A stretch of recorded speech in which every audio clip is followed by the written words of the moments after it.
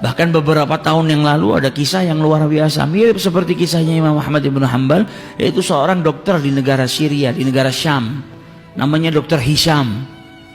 Dr. Hisham ini dokter yang ahli di bidang tulang atau saraf. Jadi dia paling istimewa di Jazirah Arab. Setiap orang datang dari luar negeri untuk berobat sama si Dr. Hisham ini. Sampai pada suatu saat Dr. Hisham ini mendapatkan undangan seminar tentang ilmu yang dia dalami. Naik pesawat baru terbang beberapa waktu, ada gangguan cuaca yang buruk mengharuskan pesawat itu turun di bandara terdekat. Maka akhirnya dengan terpaksa pesawat itu mendarat di bandara terdekat. Dia tanya sama yang jaga bandara, ini kapan kira-kira pesawat ini bisa diterbangkan lagi? Oh, mungkin bisa makan waktu 9-10 jam, bisa sampai 12 jam karena cuaca buruk. Dan ini bukan bandara komersil yang di situ banyak pesawat mundar-mandir. Rumah yang sudah jelek, sudah rapuh. Dia berhenti, dia ketok pintu rumah tersebut, yang buka nenek tua, wanita yang sudah lanjut usia. Ditanya sama Dr. Hisham, apakah kau punya telepon di sini? Saya ingin mengabari tempat saya yang saya tuju itu karena saya saat ini tidak bisa melanjutkan perjalanan. Kata nenek tadi, saya nggak punya telepon, saya ini orang miskin, nggak punya apa-apa. Saya hanya punya teh dan sedikit makanan, kalau kau mau silakan masuk. Saya berikan teh dan sedikit makanan untuk menghangatkan dirimu.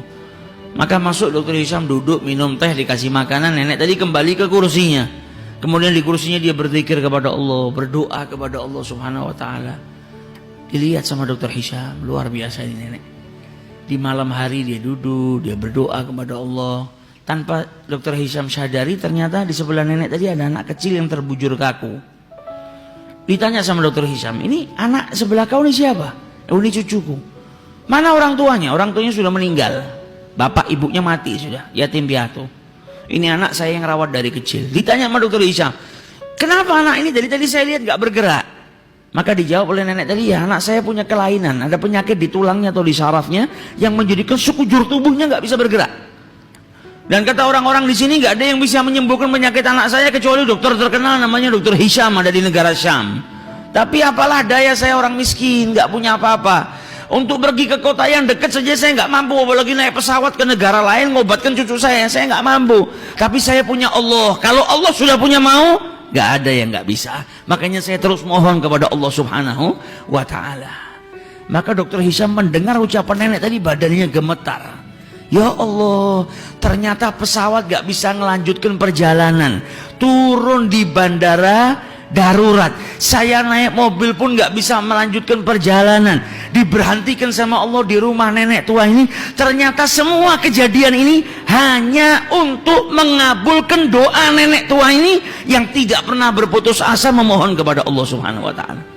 Jadi semua yang saya lakukan ini ternyata hanya cara Allah untuk mengabulkan doa si nenek tadi. Nah, ini istimewanya orang kalau sudah doa, nggak perlu mikirkan caranya kita orang. Ini nenek gak perlu ngumpulkan duit, gak perlu terbang bawa cucunya susah payah, gak perlu mengikut antri dapat nomor sekian supaya mengobatkan cucunya. Dokter Hishamnya dikirimkan oleh Allah Subhanahu wa ta'ala ke rumahnya.